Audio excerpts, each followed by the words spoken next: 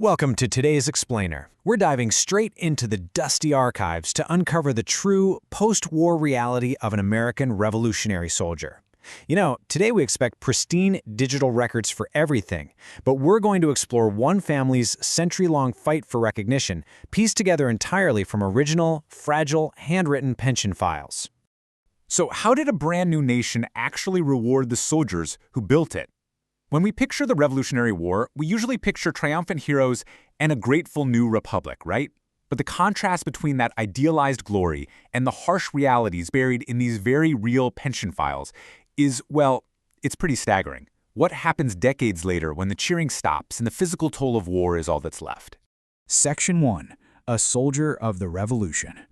We're starting our chronological journey in the fiery early days of the war with a man named Timothy Shea. Tracing his service, we see he enlists as a private in May of 1776, serves for a full year, and gets an honorable discharge by May 1777, and then, remarkably, just a few months later in September, he marries his wife Hannah. It's this incredibly swift transition right from the battlefield back into civilian life to start a family. And he was highly regarded, too. His former commanding officer, Captain Daniel Allen, remembered him fondly decades later in an 1828 affidavit. Reading these faded words directly from the historical record, it really establishes Timothy as way more than just a name on a roster. He was a dedicated patriot, a smart, active young man who stepped up when his country needed him, leaving an impression that lasted well over half a century. Section 2. Building a Family. Following that discharge and swift marriage, Timothy went back to New York to build a life.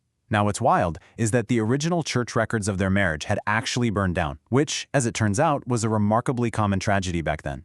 So they had to rely on sworn testimony to prove their union.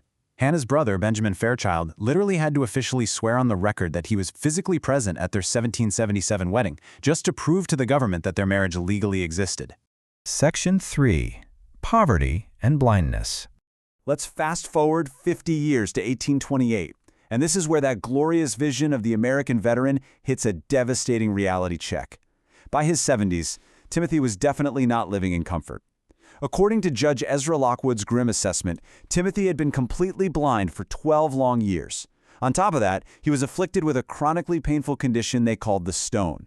And he was so severely incapacitated, he couldn't even travel to a courthouse to claim the pension he so desperately needed. And it gets worse. His property inventory, transcribed directly from his 1828 declaration, shows literally all of his worldly possessions. Notice the stark details here. An 18 by 22-foot dwelling described as much out of repair, a single bed, and exactly 6 knives and forks. His total real estate was valued at $100, which tragically completely canceled out against the total debt of $100. It just powerfully humanizes the crushing poverty these veterans faced without any modern social safety nets. Seeing the actual physical handwriting of this meager list, man, it makes the historical struggle incredibly tangible. You can almost feel it in the ink. This isn't just a historical footnote, This is a man in his final years, blind and suffering, forced to list his shovel and tongs just to prove to his government that he has absolutely nothing left. Section 4. The Lost Pension Papers. To make matters even worse, his initial attempts to get help were completely thwarted by the system. He didn't just wake up in 1828 and decide to ask for help. He had originally applied for a pension 10 years earlier, in 1818, but in an era long before digital backups or reliable postal tracking, the paperwork simply vanished. This threw him into an absolute bureaucratic nightmare, delaying his deeply needed relief for an entire decade while he languished in poverty. So what happened? Well, in his 1828 declaration, Timothy explains the tragic mishap. He had entrusted his original 1818 application to a judge named Daniel Quick, but Judge Quick unexpectedly passed away, leaving Timothy's vital application completely lost in an administrative void. It took him 10 excruciating years just to get back on the record to explain this missing paperwork. Section 5. The Widow's Final Claim. Timothy did finally manage to get onto the pension roll in 1828, but the struggle definitely didn't end with his death a decade later. Following his passing on October 13, 1838, his elderly widow, Hannah, found herself utterly alone, and in the harsh reality of the 1830s, widows had very few protections. To secure her own survival, she had to begin this arduous legal battle all over again with the federal government. Think about the sheer determination required here. At 86 years old, Hannah dictated her affidavit, and because of those missing church records we talked about, she had to lean on the sworn memories of her neighbors and her brother once again just to prove her marriage and secure a widow's support. At 86, she was forced to fight the paperwork war all over again. The government did, eventually, recognize her claim. The Treasury Department processed the arrears owed to her, calculating it right down to the exact day of Timothy's death. But what was that service actually worth? $8, $8 a month. That was the exact monetary value placed on a founding soldier's sacrifice, and it became the literal lifeline for his surviving widow to keep a roof over her head. Section 6. The decades-long legacy. Notice how this fight just builds across the decades. This wasn't just Timothy and Hannah's burden. By 1853, their daughter Charlotte is still filing claims and appointing attorneys.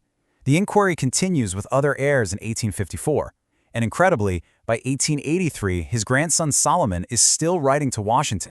A remarkable 1883 letter from grandson Solomon Price, sent all the way from St. Louis, Missouri, over a century after the war began, shows a family still proudly trying to piece together the fragmented history of their patriot ancestor as America expanded westward. The legacy of Timothy's initial service and the incredibly painful paperwork trail it left behind spanned well over 100 years. As we look at these centuries-old papers tracing the life of Timothy Shea from an active young soldier to a blind, impoverished veteran fighting for $8 a month, we are left with a pretty profound realization. How do we measure the true cost of independence?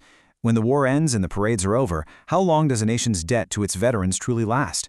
And looking at this history, we must ask ourselves, are we doing any better for our veterans today? Thank you so much for joining me for this explainer. I'll see you next time.